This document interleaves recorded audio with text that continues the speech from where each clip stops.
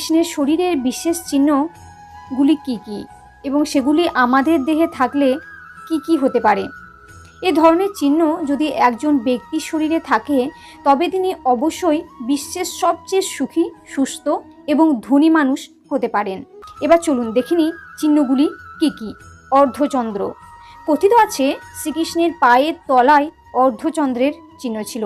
এই অর্ধচন্দ্র ভগবান শিবের মাথায় সজ্জিত। কথিত আছে যে যাদের শরীরে এই অর্ধচন্দ্র থাকে তারা কেরিয়ারের দিক থেকে চূড়ান্ত সাফল্যে পৌঁছায়।